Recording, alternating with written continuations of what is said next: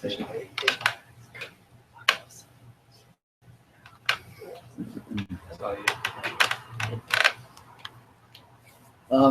Good evening.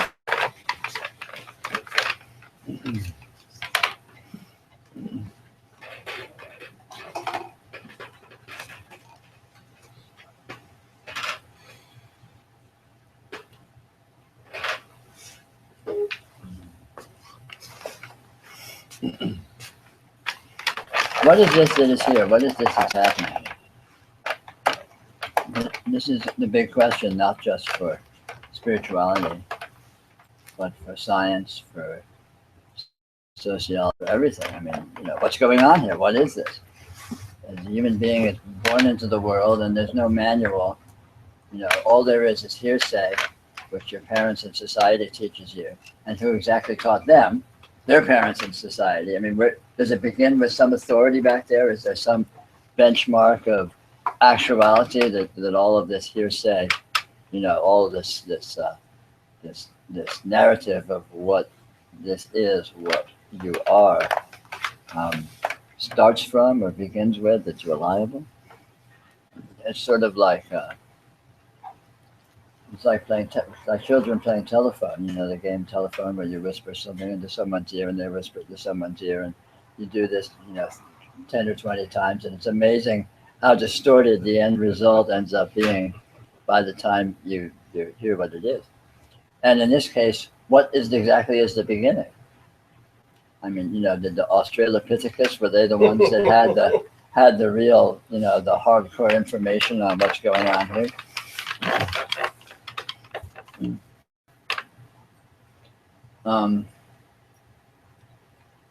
So typically, what do most people do? Most people orient to what they are, what the world is, and what to do about that, more or less in terms of information that they have been given, information that they've been programmed in, being taught by society, by their parents, and so on and so forth, by philosophies, by religions.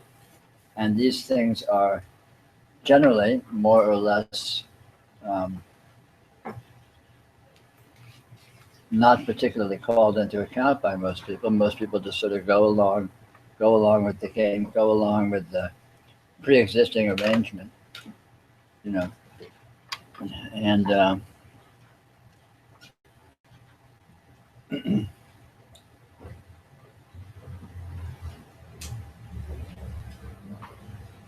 but by and large, that approach to things tends to be rather unsatisfying.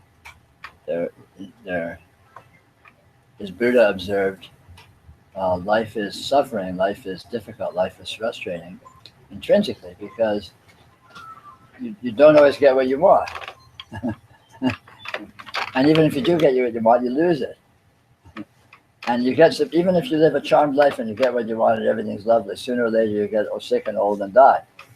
And then you lose everything. And so the entire thing is sort of fraught with its own shelf life. It's fraught with its own expiration date that can be a little perplexing, a little annoying.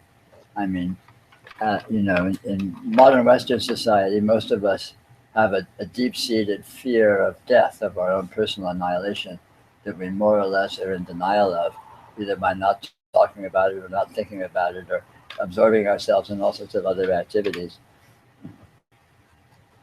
For example,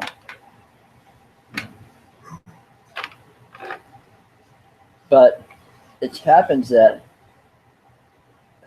what this is of course precisely what it is. And what this is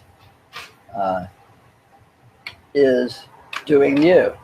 You are an outgrowth of what this is. Where else did you come from? You want something artificial that was grafted in from some other reality and planted here. You are an outgrowth of this. So what this is what you are. What you are is what this is. So because of that, the basic core nature of what you are and the basic core nature of what this is are one and the same.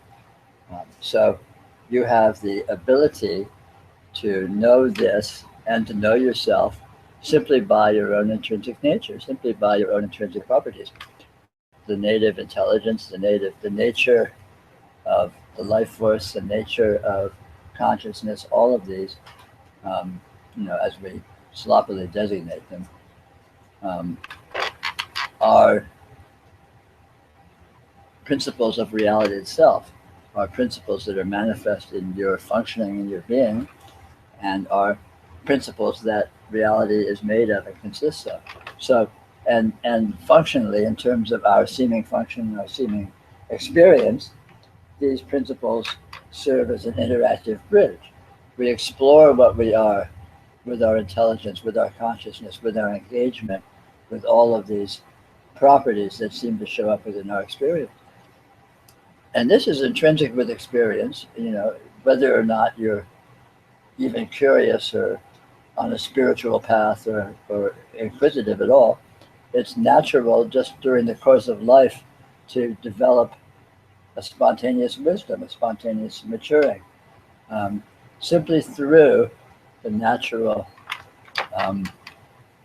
functioning of this ongoing engagement of experience with phenomena, of experience with actuality.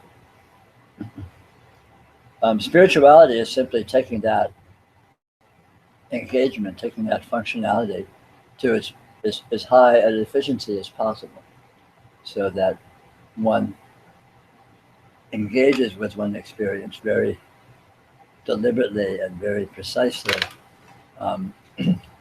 with an eye to maximizing the efficiency and the clarity of this discovery that experience intrinsically consists of. And it turns out that it is actually possible to know what this is. It is actually possible to know what you are. Self-realization, God-realization, all of these, exalted sounding terms are in fact nothing other than coming to face with your own nature, with the nature of this that is here, and having that nature be displayed clearly through your identity with it. You are it, so of course you can know it. Of course you can see it. It is not hidden or concealed. On the contrary, it's very explicit. The main impediment to the discovery of this nature that is here is twofold. On the one hand, what is here is extremely subtle and extremely strange and extremely nonlinear. So there's a learning curve of sensitivity, of being able to assimilate it as it is, that vastly exceeds human norms. On the one hand, and on the other hand, most people think they already know what this is. So, one of the major difficulties or challenges in this kind of investigation is one's own programming, one's own nature and temperament in the first place, but then secondarily, the programming and the belief systems that we've all been indoctrinated in, that typically we hold unconsciously, so we don't even know that they're belief systems. We think they're just true.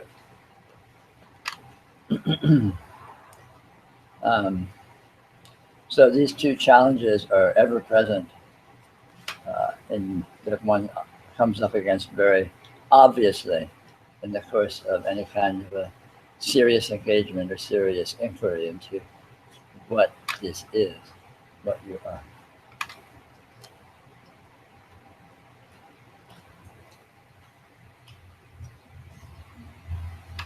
Unfortunately, you have also an enormous asset, which is that you already are intrinsically what you're looking for. So you have a deep intuitive knowing of your own nature and of the nature of this. Again, that knowing is so irrational and so nonlinear and so slippery by comparison with normal human categories that we usually try and approach things in terms of, that this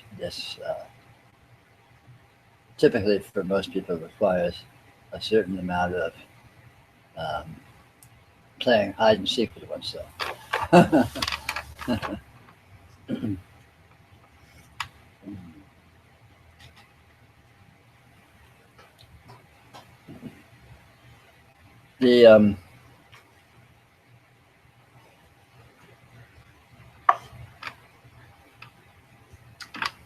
The golden key in all of this is the nature of experience itself. Typically, as humans, we think of our experience, take our experience for granted, think of it as transparent, and we're interested in what we're experiencing. You know, what's happening here, what's going on, what am I seeing, what am I doing, what is the situation I'm in, and which is experiencing a supposed objective pole based on the qualities that seem to be showing up in experience. But in actual fact, of course, you are experiencing very actively.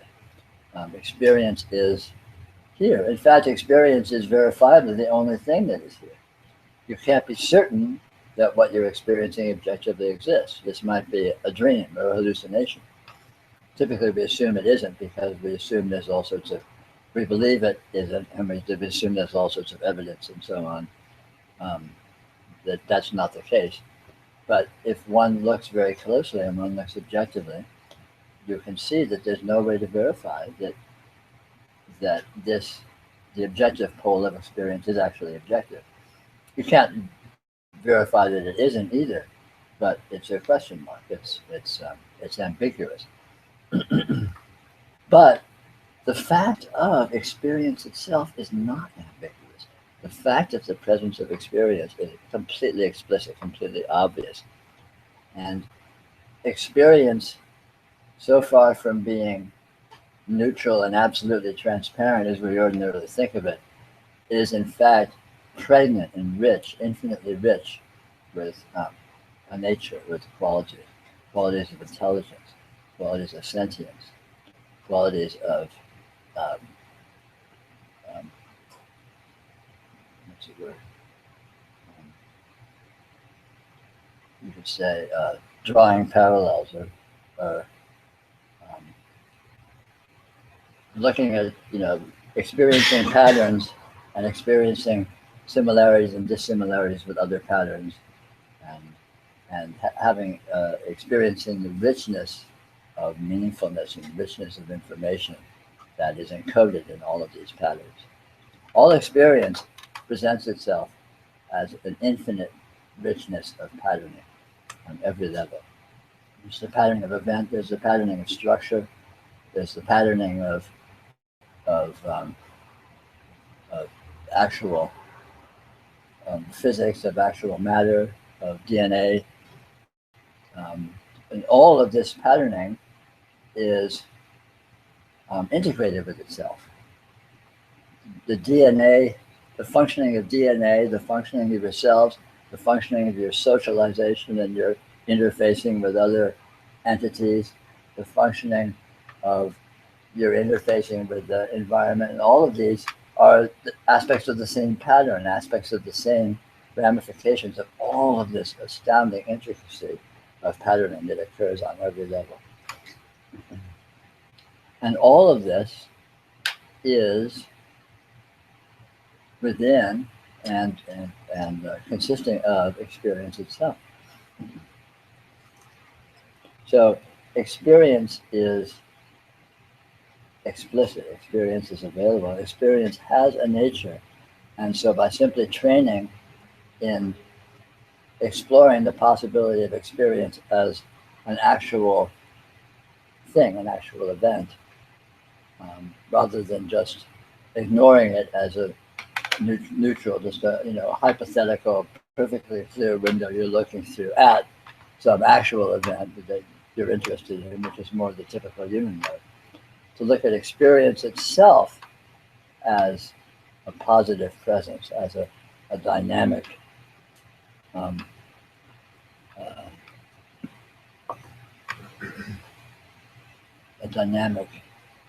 agent. It will reveal itself as that, and it will begin to show you its own subtle nature. which again is perceivable because you yourself are that subtle nature. So this is not something that's foreign and outside yourself that you need to learn. On the contrary, it's something you're very, very familiar with, that intuitively is of your very nature. So recognition is possible. And discovery in spirituality is nothing more than recognition, because spiritual discovery is the recognition of what is the case and has always been the case. It's not the achievement of some new condition or the achievement of some superior, purified state or something like this. On the contrary, it's simply recognizing what this actually is, what you actually are, which happens to be absolutely transcendental, absolutely astounding. It happens to be what is referred to as God or reality or the infinite, all the Atman, all these various terms that different spiritual traditions have used to indicate this superlative, this most superlative actuality. But all that's unnecessary because it doesn't need to be put on a pedestal, because it already is that. It already is transcendental. It already is astounding. And it's completely normal. It's just this. It's just your everyday life. It's just the usual. It's getting out of bed in the morning and paying the bills and going to work and giving up smoking and whatever you're doing. That is what this absolute astounding transcendental nature is. And this discovery is the spiritual goal itself, which is nothing other than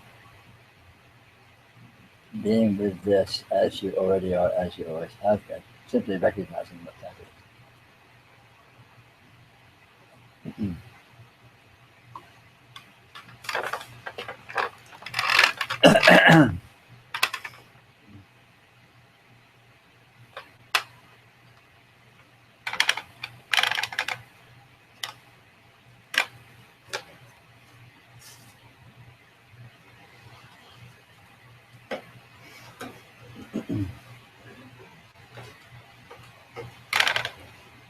I'd be glad to discuss anything with you if you're done.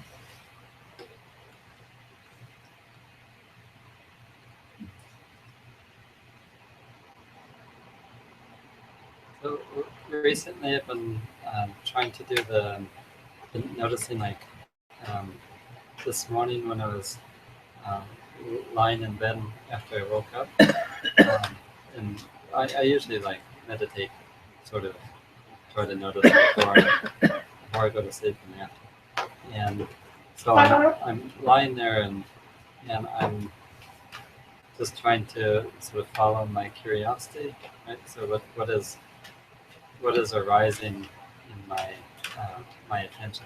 Right? So I notice like some body sensations, and then like my curiosity is sort of I'm more curious about something like that I sort of feel here with, and like the tendency is to want to say, oh, well, there's this structure that I know about the liver or something like that, right? But instead, like I'm focusing on more of the subtle sensations, and then like last time you were saying to me something about like I was asking about body, um, like feeling like I was a body, and you were saying, well, that sense of being a body, where is it, right? And so it brings me to a sort of transcendental sense, right? And it's like I get this sort of sense like I'm like I'm an alien, like a flying saucer or something like that, or and there's just like this readout, like there's this like the sense of you know yeah, or like I'm just a screen, and that there's just this stuff going on, and there's a difficulty sort of parsing um, the, the sense of perceiving from the sense of sort of doing, like the consciousness creates and perceives it at once. And so is that noticing, or is it closer to noticing? Well, you've raised a lot of different issues.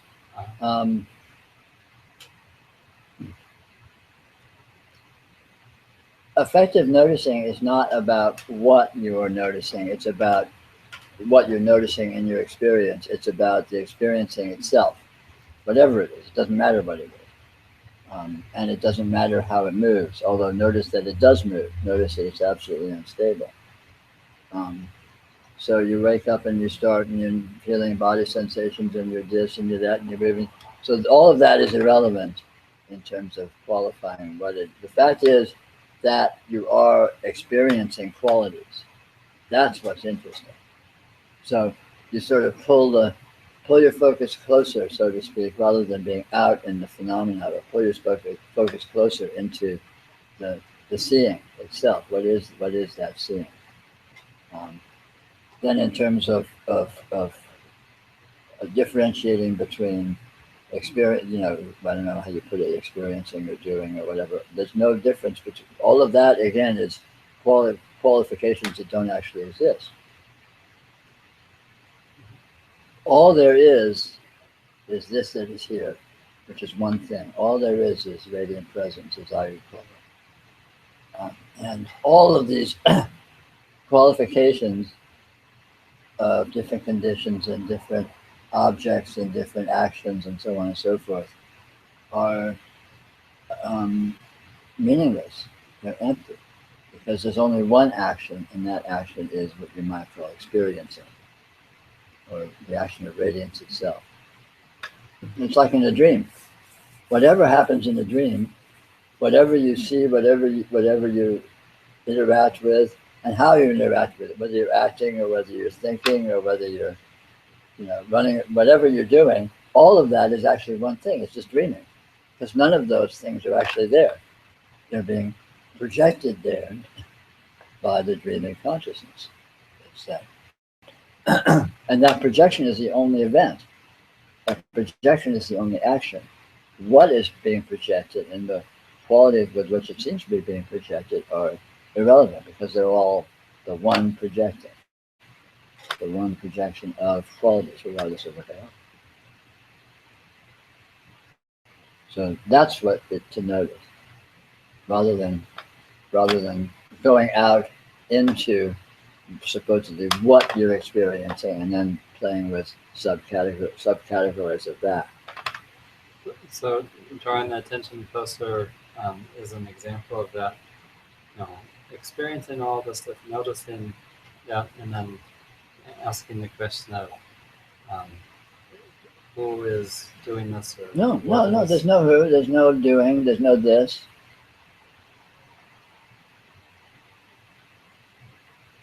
What is happening? Just is. There's no what and there's no happening.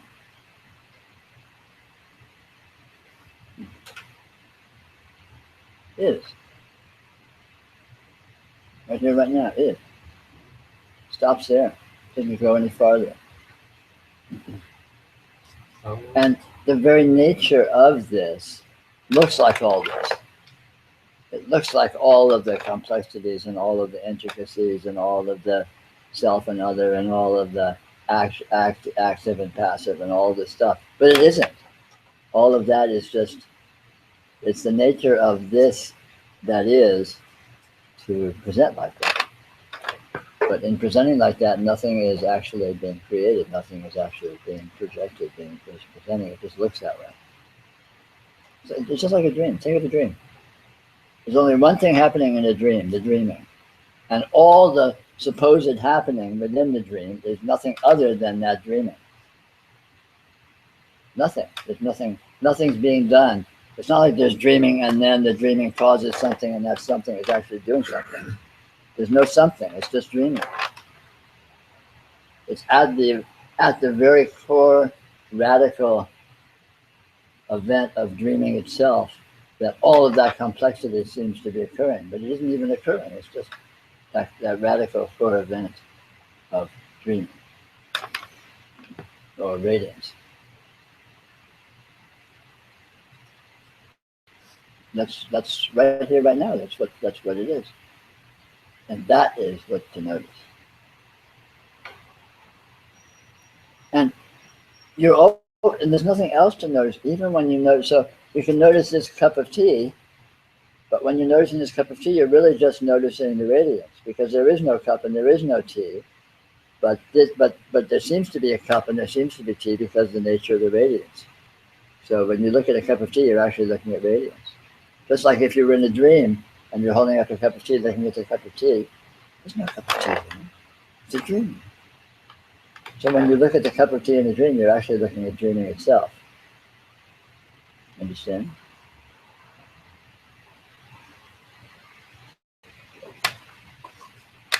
So you have a really intricate dream set, and then you wake up in the morning and you think, well, where'd all that stuff that I was dreaming go? Who dismantled it? Who took it to the dump? And you know, you dream of cities. So who took the cities down? Who demolished them? There's nothing to demolish, because there was never anything there. Even when it seemed to be there, it wasn't there.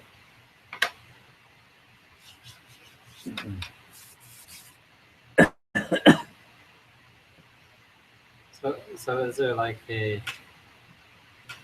well, withdrawing from a sense of these coarse sensations, or No, there's nothing to withdraw from. But there is a noticing of subtler and subtler sensation and more There might be. transcendental energy present. Yeah, but subtler isn't more transcendental. Everything is totally transcendental. Of course it's transcendental. It happens that there is infinite gradation of coarseness and subtlety, just like there's infinite gradation of color, infinite gradation of sound, infinite gradation of thought, infinite gradation of everything, because infinite gradation is all we got. But all of that infinite gradation is not of anything, and there's no advantage of subtler or coarser or this or that, because it's all absolutely transcendental. All. Dog shit is absolutely transcendental, and the most high insight of astoundingness is the same transcendental. No better, no worse. Exploring the different gradations is valuable, mainly to familiarize yourself with the nature of what this is. But there's no hierarchy of values. It's not like anything is better than anything else or anything's worse than anything else. It's like in a dream. Again, you're dreaming everything. So you can go see some astounding, miraculous holy man in the dream, and you're reaping, and the holy man beams lights of blessing on you, or you can go and there's some bum that beats you up in an alleyway, and there's no difference in the experience because they're both just dreaming. The one is not better than the other. You might prefer the one over the other, but preference itself is just another projection. Yeah, I'd love it if you would talk about the preference. Yeah, preference is very interesting because, of course, we're all very familiar with that, and there's nothing wrong with preference. It's great, Would you like a nice piece of chocolate, or would you like some dog shit? Well, whatever your taste is. And there's nothing wrong with having a preference. There's nothing wrong with trying to, orient towards your preferences. But all of that is, there's nothing actually better about something you prefer, and there's nothing actually inherently worse about something you don't prefer, because it's just your nature to prefer it. Someone else will prefer something else. In fact, something that you most actively don't prefer, someone else might be the top of their list of what they think is the greatest. But again, that's just a nature of the bias of the energy system that you happen to be.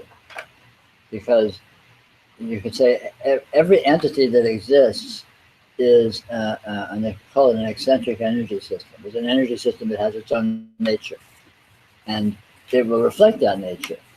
All of your functioning, all of your thought, all of your behavior will reflect that nature. You know, and this is quite clear to see. You look at what you do and think and orient towards, and look at what anyone else does and thinks and orients towards, and they're different. So people have different natures. But there's no hierarchy. There's no better or worse nature. You have to work with your nature because you don't have any choice. It's what you are. You know, a cactus doesn't get to wish it was an orchid because it's not going to do it much good. A cactus is a cactus, and an orchid is an orchid. And the orchid has orchid-y type things to worry about, and the cactus has cactus-y things to worry about. So likewise, in terms of your nature, it has whatever intrinsic biases that are there that show up as preferences and so on and so forth. And that's just your nature, you know, manifesting itself. But it's a non-issue in terms of anything that has any importance, anything that has any relevance. You don't actually gain or lose anything on the basis of your preferences. Yeah, I don't quite get that. So, for example, I can have a preference to have another drink, and then get into my car and have an accident or get caught with that. Many people do. So that is not a good preference for me. So Right. I think there must be some guidance which leads me where I need to go. Yeah. Well, hopefully, but again,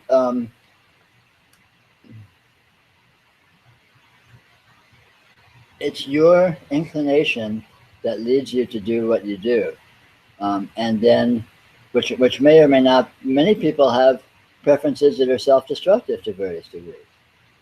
You know, we're all familiar with it. People smoke cigarettes. People drink alcohol, or drink too much alcohol, or drink alcohol and behave in dangerous situations. You know, I mean, there's unlimited. You know, politicians, instead of being altruistic and working for the benefit of the civilization, they just work to make a lot of money and screw everybody. I mean, there's all these examples of people following preferences that are either self-destructive or destructive in general. And it's the nature of energy systems that this can happen. Energy systems don't always succeed. Sometimes they fail drastically. Life forms go extinct. You know, I mean, wars happen. You know, in human culture, you know, exterminations happen. You know, we go and you know, have these horrible events in our history, in World War II and these kinds of things, or what's going on these days. And this is an example of destructive behavior. But it's an individual. How can I get away from destructive behavior?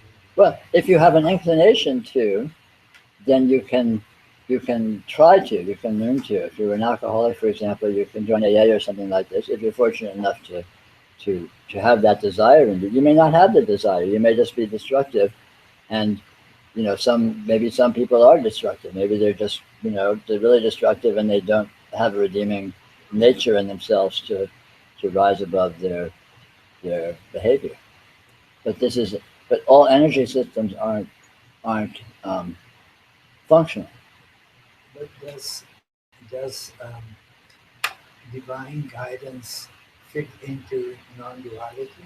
Absolutely, everything is divine guidance. So, if for example, let's say you have an inclination for destructive behavior, that is your path. That is your learning. It's your education, you might say. That's the realm of qualities of energy that you're exploring. And through that exploration, you acquire wisdom. It may be a difficult path, but we don't get to choose because your nature chooses, which comes from the divine, of course, and which the divine is enacting. We haven't, see, we haven't, as humans, we have an idea of what's good and what's bad, you know, and things working out well, things being benevolent and all of that is good, and things falling apart and things failing, you know, health is good, disease is bad, you know, life is good, death is bad, cooperation is good, selfishness is, I mean, whatever, you know, with all these different qualifications. And that's all fine, but that's not what the universe thinks. The universe doesn't care. The universe will use any and every energy, every and any quality of flavor as expressions of its own exploration. So the universe explores, you know, these conditions that we might consider horrible as part of its own self-exploration. You know, I mean, look at nature. You know, animals eat other animals. We eat other animals, or if we're vegetarians, we eat vegetables, and we may feel good about that. But suppose the vegetables are sentient. We don't know. You know, what does a carrot think about being eaten? Who knows, right? I mean, and so on and so forth. So there's all of these modes that are actual, that the very nature of reality is to manifest. Everything that occurs is a direct manifestation of reality itself, is an expression of the divine. And it doesn't correspond to our human ideas of morality, or our human ideas of aesthetics, or our human ideas of ethics. It is its own internal logic, which is not of the human level. So when Jesus said, "Love your neighbors as you love yourself," or something like Yeah. that, that was ethics, no? Well, taken simplistically, it's ethics. But if you look at what that message really means, love your neighbor as you love yourself means to identify with them, the way you identify with them, to see that they are you and you are them, to see that there's only one thing here, which erases the illusion, the fantasy of separation. You appear in my experience. So I am you. There's no gap. When I'm experiencing you right now, I see you, I hear you, and this seeing is happening in my consciousness. In me. You are in me. I hear you talk. That sound is in me. So you are in me, just as if I was dreaming you. You are in me. So you are me. The energies of you that I'm experiencing are me. And this is what love is. Love is absolute, open inclusiveness, just as it is, without assessing it, without judging it, without qualifying it. True love is absolutely, we would say forgiving, but that's a little heavy-handed. True love is absolutely inclusive of just exactly what it is. So love is really inclusion. So love your neighbor as you love yourself, love the world as you love yourself, really means see this absolute inclusiveness that is actually here. And it's sort of and it's not an either or. It's not like we have to abandon our human morals and ethics and so on and so forth. That's here too. And we can strive to be good people. We can strive to for self-improvement. We can strive for for sanity. We can strive for all of these things. There's nothing wrong with that at all. But all of that takes place within this inclusiveness, within this actuality that is here. Whether we are trying to be better people or not, this inclusiveness is already the fact. And that is the important thing to see. It's not like there's a judging system and, this person over here, they're really good at being a good person. So they win the game. And this person over here, they're not doing so good. And this person over here, they're just terrible. They're not even trying. There's no judgment. It's just that's where they are. We don't judge them. They're not. Reality doesn't judge them for being what they are. And if they have the good fortune to have aspiration to want to improve themselves or something, then that's great. But that doesn't, the inclusiveness doesn't hinge on that, see? The fact of the nature of reality does not hinge upon one's personal quality. You don't have to be a good person to see reality. And there's nothing wrong with being a good person. Certainly there's nothing wrong with aspiring to be a good person. All of that is wonderful. We all know this. Or maybe not all of us, but some of us may hold that to be true. But that does not impede or block reality at all. In some traditions they say God forgives everything. That's what this means. God is not judging. Reality is not looking down and saying, "Well, you're not a perfect being." Reality knows you're not perfect. Reality made you made you imperfect.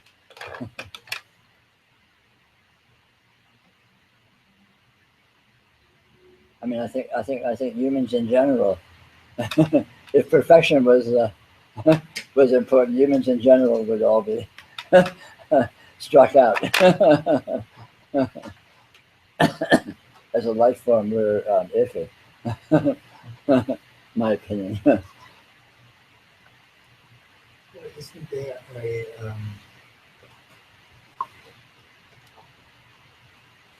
something which is like supporting is more valuable than destructive? I'm sorry, I'm not sure I understand exactly. Isn't there something which is like supporting more valuable than something that is destructive? Isn't a Hitler more destructive than Well, but looking at things in terms of destructiveness or not, is subtle, because everything gets destroyed. And every action has unlimited consequences. It's like you throw a pebble in the pond that makes ripples, and some of the ripples go this way, but some of them are going that way.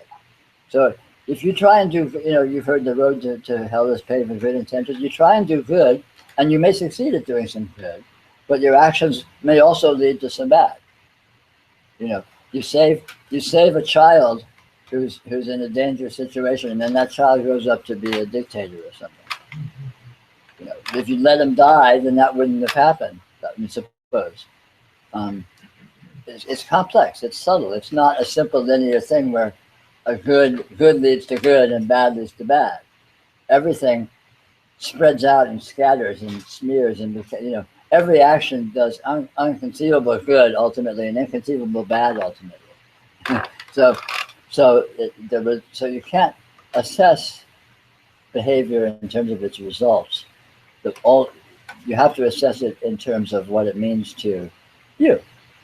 And if it's important to you to try to be good, if that's part of your process, then that's great for you to be enacting it. And then if that has good results, that's great too. But again, but that's unpredictable.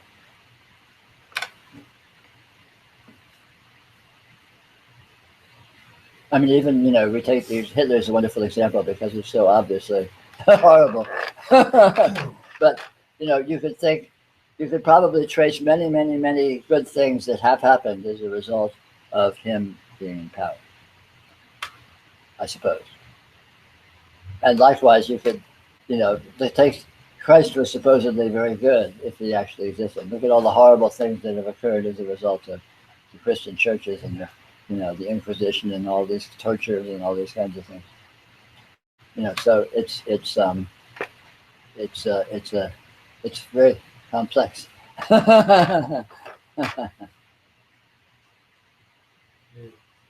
Peter, I was wondering something about, I think at the end of the day, it has to be something, really needs, when it comes to separation, something like separation,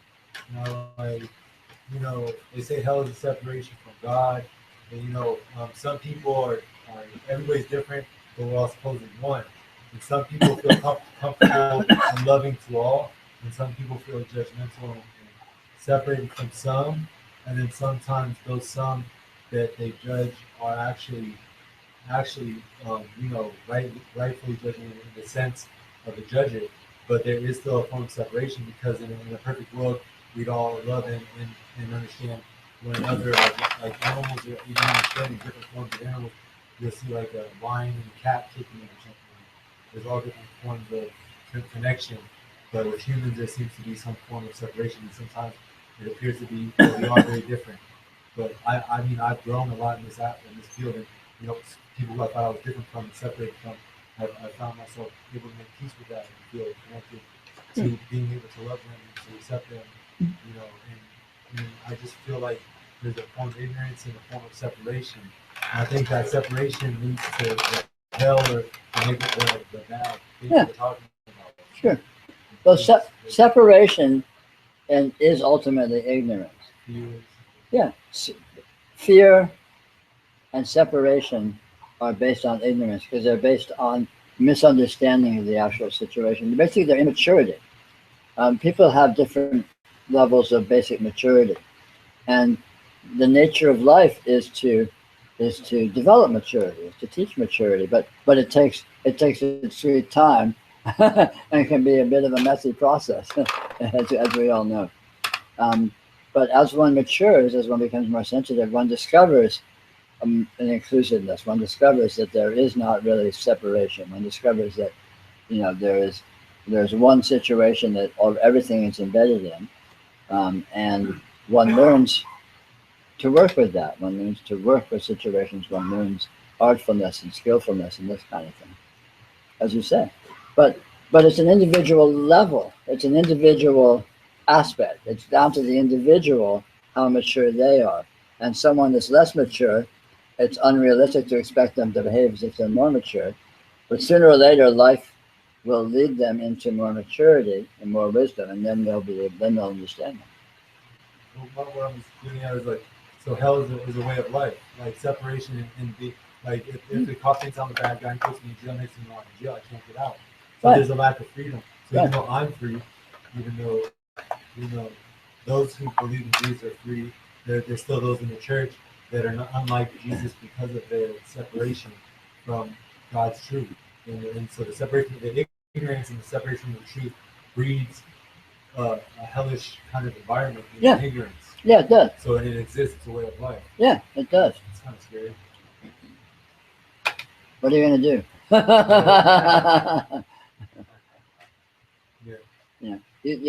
You give it your best shot, but what ultimately matters is how you approach it. You can't control everything. You can't control what other people do out of their ignorance, but by trying to develop your own understanding, so you're as little ignorant as possible. That's the maximum benefit you can achieve.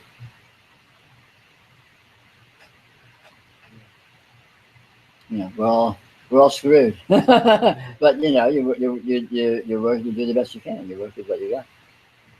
That's like you said, paving your way to hell on good effort. So. Yeah.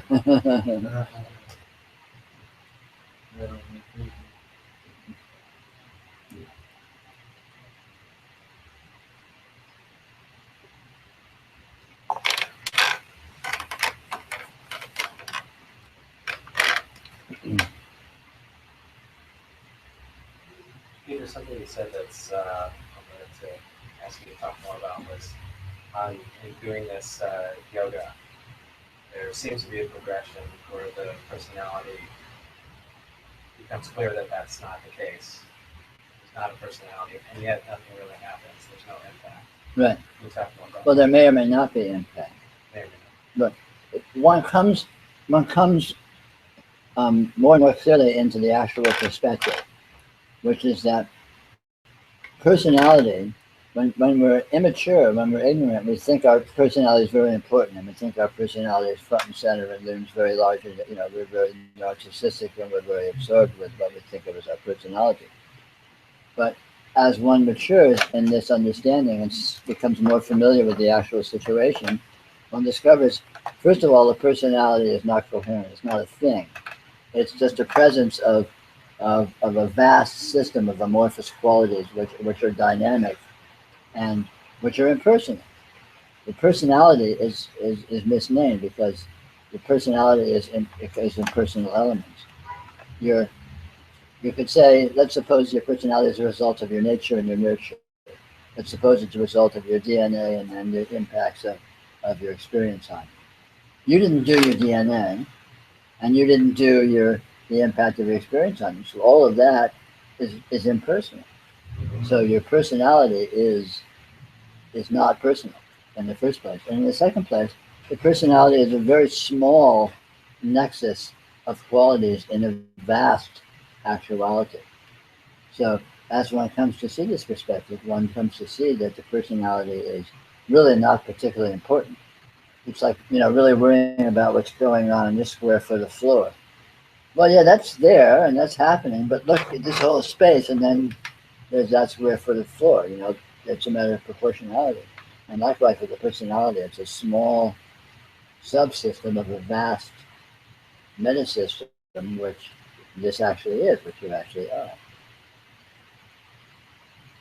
And so in practice, as one succeeds in yoga, as one acquires the actual perspective more and more clearly,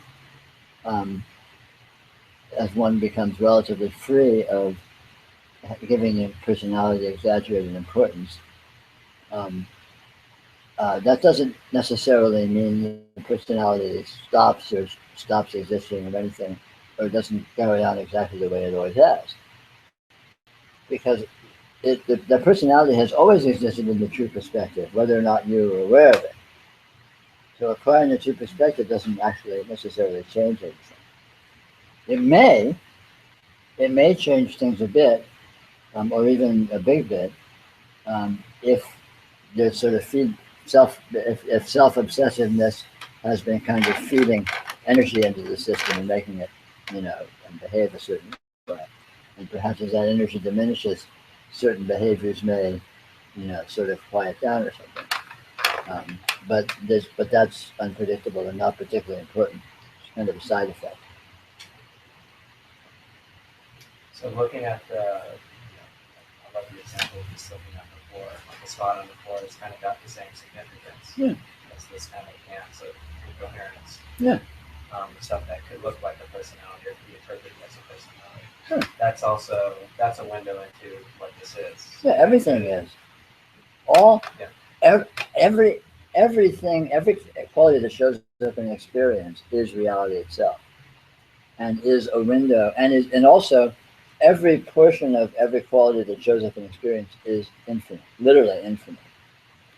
So any quality that shows up in experience is a window into the universe, a window into reality, and a window into infinity. Nothing is small.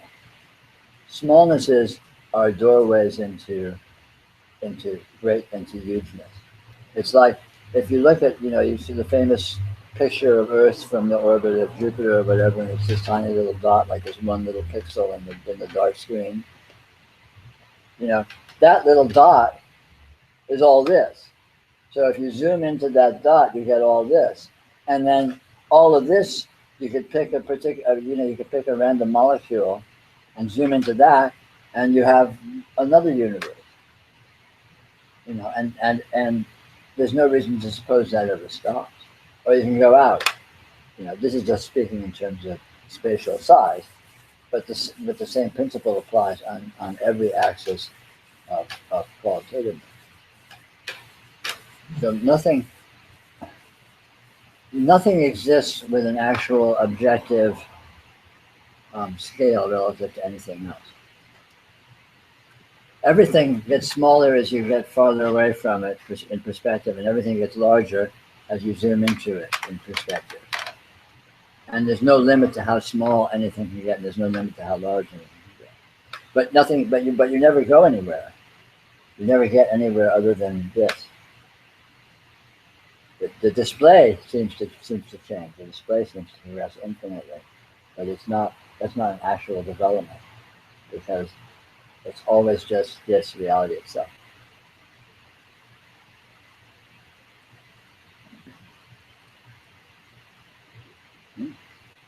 It looks like that with time too, right? Absolutely, anything. Yeah, sure.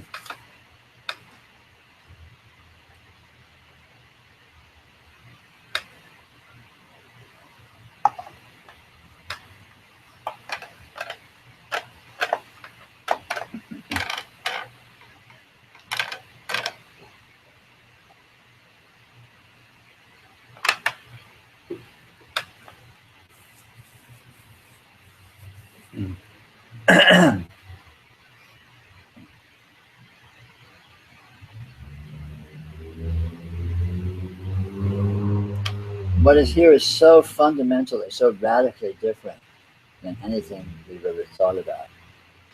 You know, anything is everything.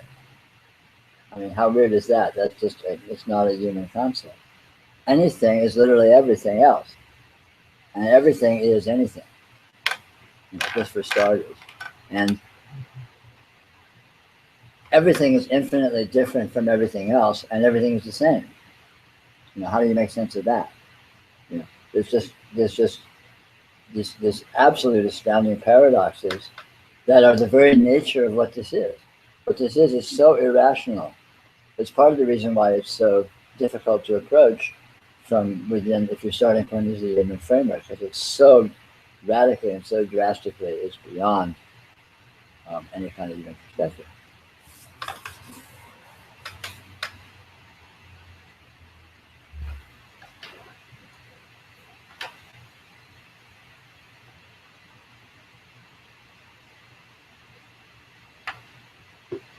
Is there a guidebook on how to do this properly? Unfortunately, no. On the other hand, you don't really need one, because life teaches itself to you in its own way. Ebook is sabotaging. That's for sure. But even that is life teaching itself. There's nothing that is not life teaching. Not always fun, but I mean, look at disease. Disease is profoundly educational. You know, I had cancer, for example, and you know, I wouldn't wish that on anyone. It wasn't a lot of fun. You know, in terms of preferences, I would much prefer not to have had that occur. But on the other hand, it was an astounding experience. It was amazing. You know, it pushed my own envelopes and pushed my own frames of reference just astoundingly all over the place. You know, so that is, you know, it was an astounding learning experience. But everything is that.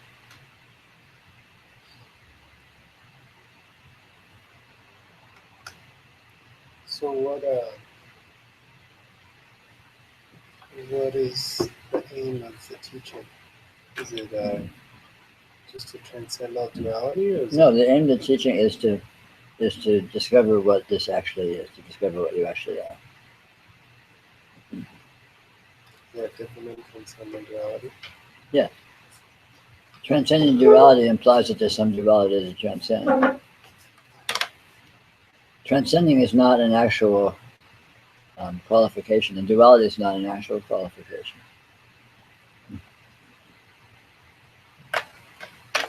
There's only reality. There's only one reality. This that is here, and it is not dual. It is not non-dual. It is not transcendental. It is not transcendental. It is exactly itself, and you can only come to know it clearly, not in terms of qualities, not in terms of qualifications, because it includes all qualifications. All qualifications have appeared within it. You know, we can have ideas of transcending and not transcending, or duality and non-duality. And those ideas occur because this is here. So this is the mother of those ideas, but this transcends, intrinsically transcends any such idea. And it transcends the idea of transcending too. And so the only thing to pay attention to is the isness. Yeah, absolutely. I mean, that's the graduate level. To whatever extent you can't pay attention to the isness and notice the way in which there is nothing other, there's nothing else. And everything supposedly else is that isness in a very interesting way. But you can only get that perspective from the point of view of the isness, from the point of view of all the everything. You get dizzy and confused, which is more than normal human mode. Because qualifications will seem to be relevant and actual. Whereas from the point of view of the isness, you'll discover that no qualification is either relevant or actual. So if I look at, like, looking at you, my mind is drawn to some qualities, like the difference between the color of your skin and the color of your shirt. And what's a way to, like, see the isness as that doesn't care about those qualities? Find the common denominator. What's the same about this presence and that presence and this presence and any other presence? That's what the isness is. And when you find the common denominator, you discover that all the specifics are actually that.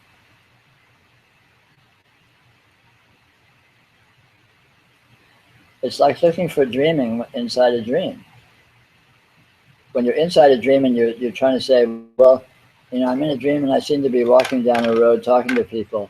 So do I look at the people or do I look at the road to find the dream? Well, look anywhere you want. Everything you're looking at is a dream. But what you're looking at looks as if it's the things that it looks like, which isn't what a dream is. A dream is the common denominator of what they all actually are. The dream is the isness of everything that appears in a dream. So if you look at any of them, in fact, you're looking at the dream. But the trick is to recognize it and not be distracted by all the seeming differences. The isness is the sameness. And when you get more sensitive with being able to perceive the isness, you see the way in which all the differences are that. Just like when you go lucid in a dream, you see the way in which everything that seems to be appearing in the dream is just dream. But you can't see that from within the context of the dream.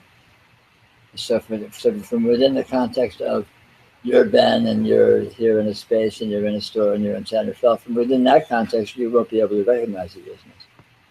Because there is no San Rafael, and there is no Ben, and there is no store, and there is no space or time. But it's difficult to recognize that from when you think you're within all those things. Well, like, so I have a stomach ache, and so that seems to be really activating my ego. Sure. And it's a little harder to be. Could you say it might be skillful yoga to, like, try to, like, keep the body healthy and not have stomach aches, like, be relaxed and tune into? You can try that, but it's not particularly important. Pain is a great yoga.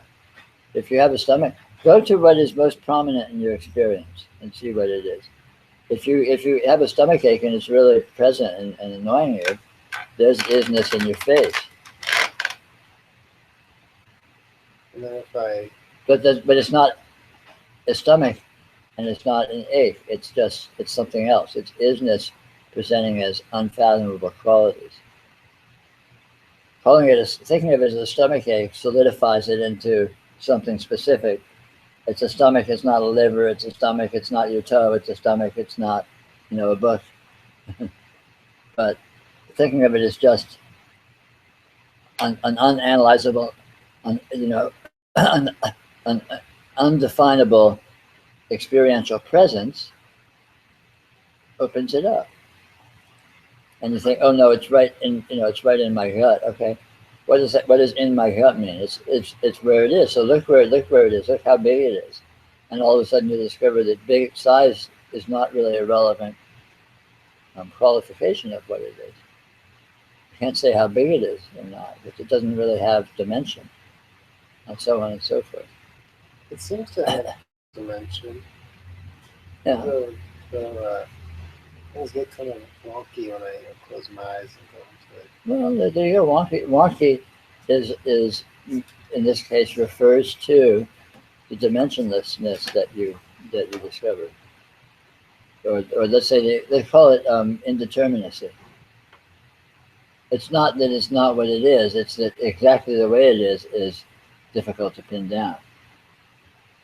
So it has location, but it's hard to tell precisely where. It has size, but it's hard to tell precisely how size. And that imprecision means that it's not this and not that, which is an openness, which is an infinity.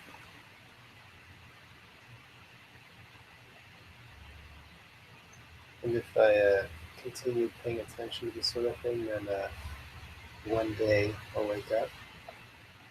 Sure, you wake up right now. And the paying attention, that is total awakeness. And even thinking that it's a certain way is total awakening. A realized person doesn't stop being able to think. I mean, I can think I have a stomachache, but I know it's not actually a stomach and actually an ache. But you know it's not a stomach and not an ache too. You just get real. Look, you don't know what it is.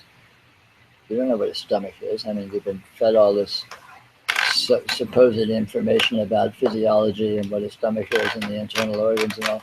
But you don't know. People that taught you don't know. No one knows what anything is. No one knows shit.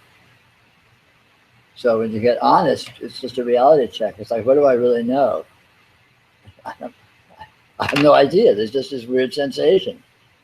And is a sensation really a sensation?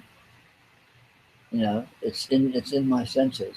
What are your senses? Well, there's 5 senses, and I mean, all of these qualifications have been made up by people that didn't know what they're talking about, and we've all been indoctrinated that these qualifications are somehow have some accuracy or usefulness, but it's a crock of shit.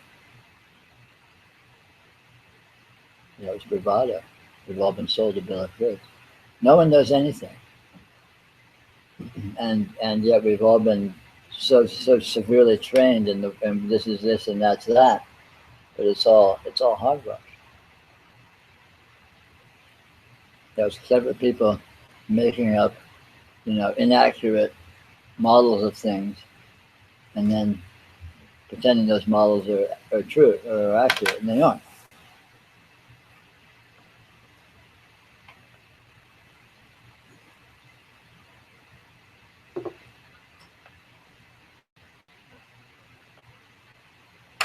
Marshall, would you get me like a half a chunk? Thanks.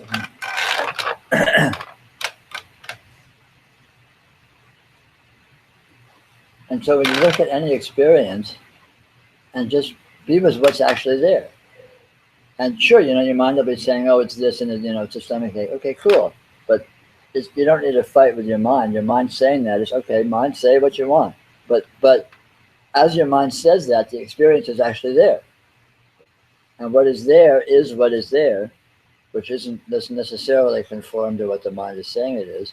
So it's kind of two things going on at once that don't have much to do with each other: the actual experience, and then the mind's spin doctrine of it. And it's not like they need to correlate. They will never correlate, and you're probably never going to be able to stop the mind. So just let the mind paddle on. But the mind does not block direct experience. The mind doesn't block the actual experience of what's there.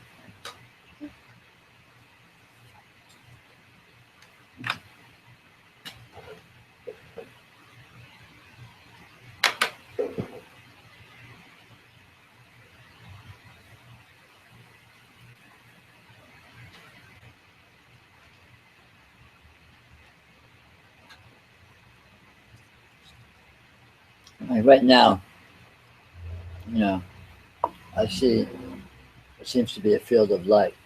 And the field of light, I can look at it and say, oh, it looks like it's a bookstore, and it looks like there's a bunch of people sitting in chairs, and it looks like, it looks like blah, blah, blah. I mean, I can make a huge list or a huge description of everything I think I'm seeing. But it's all hogwash.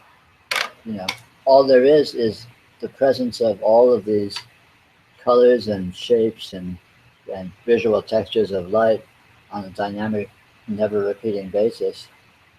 And concurrently with that, there's the mind saying, oh, it's a bookstore and all this and that. But the mind's saying that in the mind, and the light is present in the field of vision. And they don't impede each other. They don't even interact. They coexist in different dimensions, so.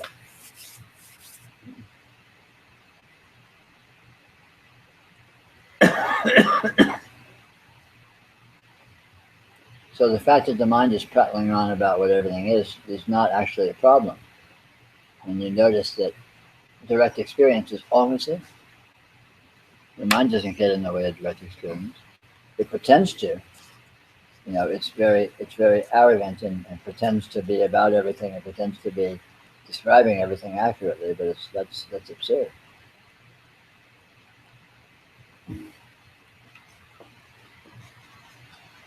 I'd like to understand this. When my mind is very busy,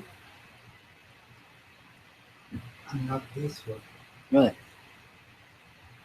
So my direct experience is stress. Right.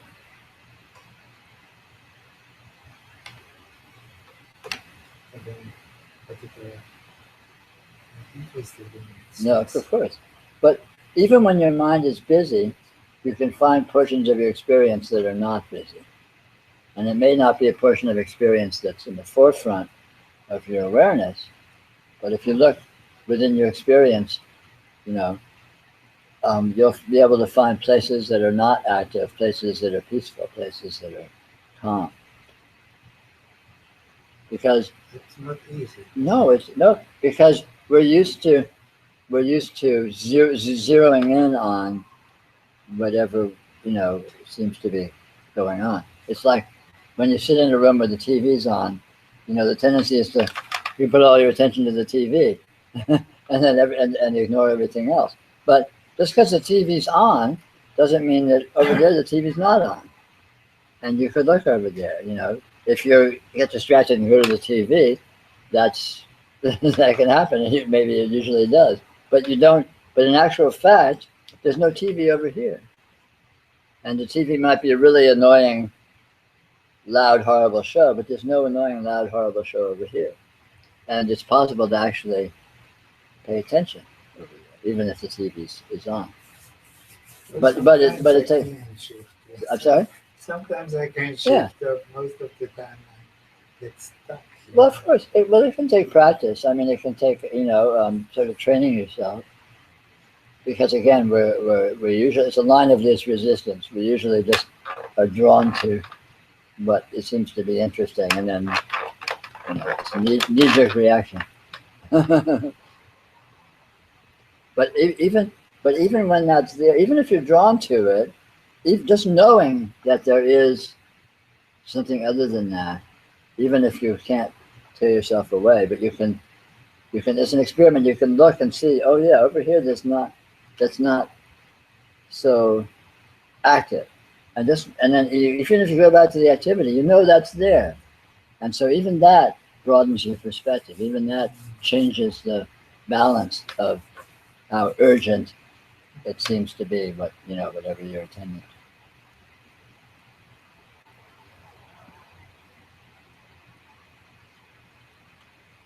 Any degree of discovering that our experience is not what we're used to thinking of it as. We're used to thinking our experience is very simple.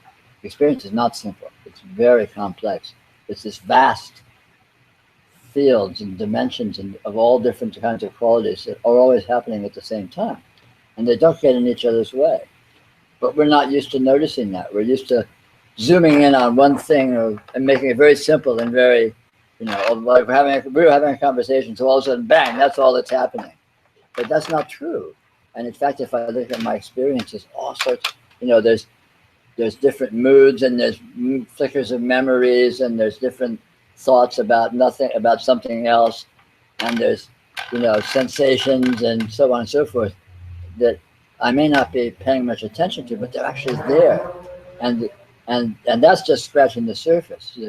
There's no limit to how vast experience is, and how different portions of it are from other portions, and we can train ourselves in noticing that. Not that you can necessarily always be with the big picture, but just knowing that it's there will shift what it feels like, what the feeling of your experience is on.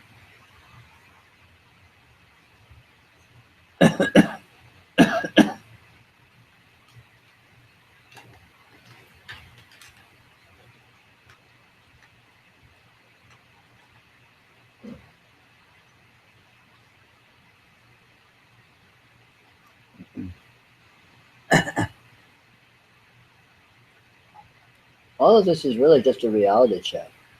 It's just looking at what is actually happening here, and noticing that what it is a lot richer than we're used to noticing, than we're used to acknowledging. So do I have, so to speak, a personal power to speed up my evolution? Well, certainly. You do to whatever extent you do. Everyone's different. Different people have different aptitude or different talents.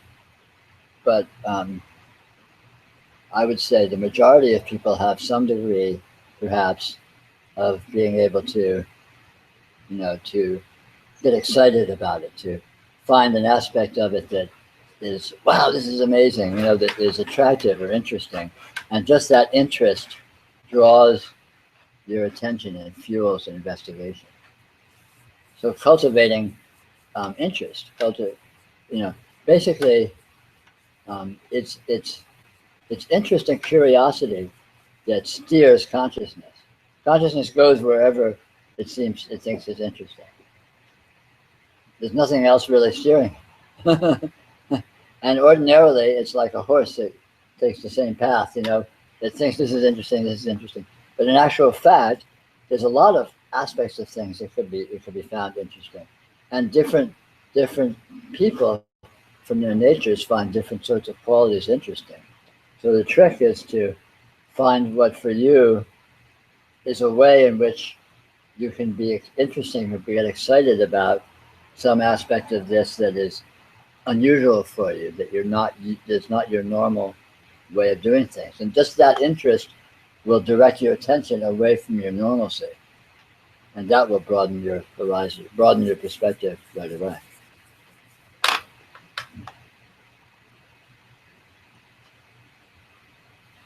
And it's best to approach it like a game. If you're too serious about it, that defeats it. But entertainment or amusement is more fun, and the consciousness likes fun. Consciousness is attracted to fun. So finding aspects of it that are amusing or fun helps accelerate, helps strengthen the impetus.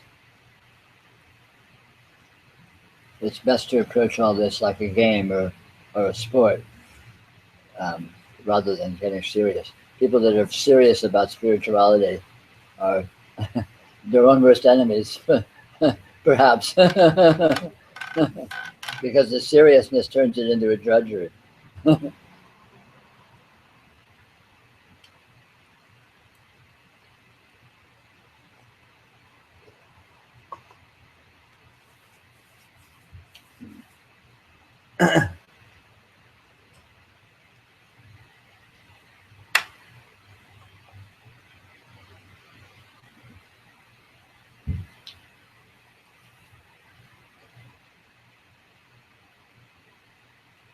So if one gets desperate and frustrated about not making enough progress, then one has to try to actively turn one's attention to what's entertaining or more light about. Sure. And your consciousness will gladly go there. It would much rather go to something it's attracted to than beating itself up for failure. Yeah. It seems like, oh, I want to be responsible, so I, No, that's fine. That can be serious there. and- That can be there. But your consciousness will be glad of an opportunity or an excuse to cheat. I really want to be serious. I really want to do this before. I'd love to get on the computer or Facebook or watch some porn or whatever. Whatever attracts you. And that attractiveness right there gets you out of all of a sudden you're not wallowing in your failure anymore. You're excited, you're engaged in actual presence. It doesn't matter what it is, because anything is of course actually present. It doesn't matter what it is. Facebook is actually radiant present, believe it or not. It's not a bunch of entanglement and delusion. And Well, I think entanglement and delusion is where you find it. But there's no entanglement, no delusion. There's no such thing. Liberation from delusion is the discovery that there is no such thing, not actual liberation from actual delusion. Delusion is just your way of coming down on yourself.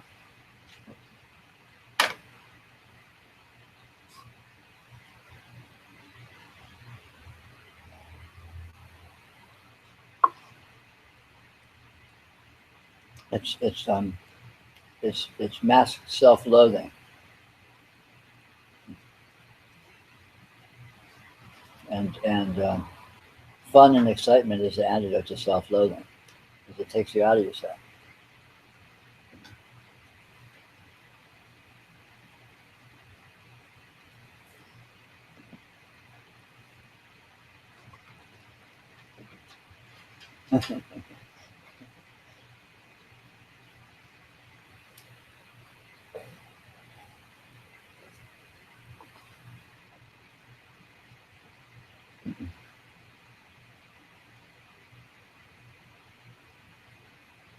I also tend to have self-loathing going on, and It's normal. It's normal human psychology. People assess themselves, and we assess ourselves. We're often not very kind. And I guess maybe I was mistaken, but I thought that if I could see what it really is, that it would kind of dissolve. Sure, it will, but you have to see what it is structurally, not just what it is in its own term. Structurally, self-loathing is fantasy. You're having a picture of yourself, and then you're finding that picture unattractive. But the picture of yourself is not you, and it's not accurate. So the whole key to self-loathing is imagination. And the very nature of imagination is inaccuracy in terms of corresponding to anything else. Anything you imagine is only actual as imagination. It's not actual as referring to anything else. So I can imagine, in other words, there's the word about is a lie. Nothing is about anything else. Everything is exactly itself. So imagine an imagination is not about something else. A thought is not about something else. There's no such thing as about. A thought is about the fact of the thought. An imagination is about the fact of the imagination, that particular imagination. And it's not connected with anything else. So your fantasies of what you are only relevant in terms of fantasies. They have nothing to do with you. Because you're unfathomable and you don't know what you are.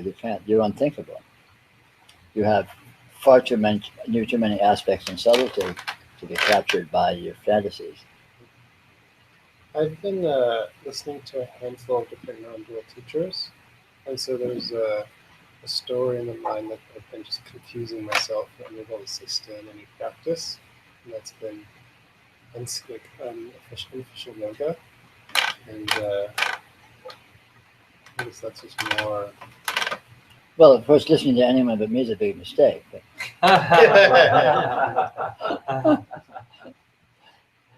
no, I mean, anything you think about anything is is bullshit. Because there's no about. Whatever you think about something, as soon as there's an about there, you just blow up the about. When you recommend skillful yoga, doesn't that invoke thinking? It doesn't exclude thinking, but skillful yoga has nothing to do with thinking. Skillful yoga is experiencing and noticing experience. And noticing is not a product of thought. Noticing means feeling. I guess maybe I use thought to direct myself to experience, but maybe that's delusion. It's illusion. You're pretending. Thought can't direct anything. Thought only pretends. Thought is impotent. Thought pretends to have all this power, and it has nothing. And so if similar to action, like thoughts think they direct action, but they don't. Right. And Action occurs spontaneously. You act the way you act because that's the way you felt like acting. And then the thought is spin doctoring and plays catch up, or is rationalization and justifies it, or is self criticism and condemns it. It has nothing to do with the actual causal relationship with the action. You act the way you do simply because you act the way you do. And yet there's doesn't negate it could be participatory action, right? Like there's a part of me that kind of impulses towards things, towards reactions. I don't follow you. All action is participatory. Your action is the expression of your nature. It's the expression of motivation, and motivation is an upwelling of your nature. Which again is not something you choose or you decide.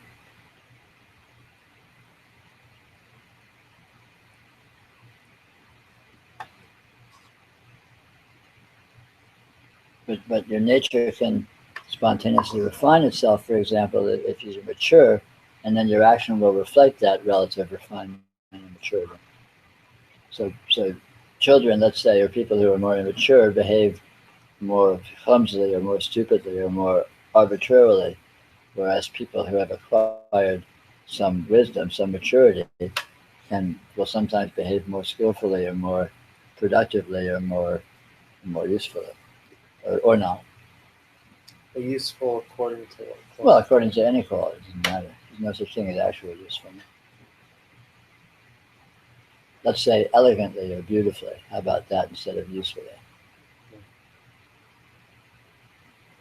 The behavior of a mature person is like watching a skillful dancer dance.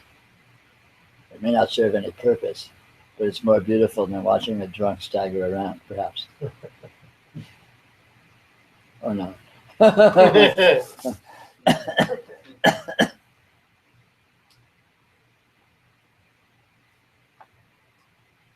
So is maturity something that we naturally tend to move towards? Yes, reality moves towards maturity. And spirituality is engagement with that motion to try and maximize its efficiency. Efficiency meaning Productiveness. Productiveness over apparent time. productiveness of whatever. Productiveness of realization. Spirituality has a very precise goal, which is realization of the nature of actuality, which gives the actual perspective from which explains everything. You know what everything is and how everything is related to everything else, and you know what you are and you know what this is. How is that related to elegance? It's the ultimate elegance. So we realize is the ultimate elegance? Yes, and what is realized is also the ultimate elegance. Reality itself is the ultimate elegance. God is the ultimate dancer, you could say. And does that tend to correspond with like elegance in action? Or, Yeah, absolutely. but always, or just sometimes? Always. But not necessarily in accordance with someone's version of what that should look like. In fact, there's nothing but elegance. There's no inelegance. So it's all very paradoxical. The bumblings of a stupid child are actually total elegance because they're such a pure, transparent, radiant, luminous expression of the nature that is manifest there. Would like training oneself in like elegance and behavior and motion be a useful training for realization? Possibly. Because if you did it skillfully, it would be noticing. Because the only effective way to train in elegance is feeling the flow of experience participatorily, which is the very nature of noticing. You can't train in elegance conceptually. I mean, you can pretend to. You can claim to.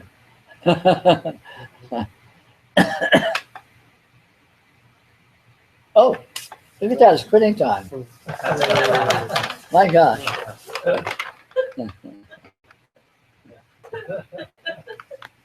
Well, thank you all very much for coming. It's lovely hanging out with you. If you haven't already, if you can afford to make a donation, it would be helpful to pay for our use of the space. And otherwise, thank you for coming. It's been lovely to see you.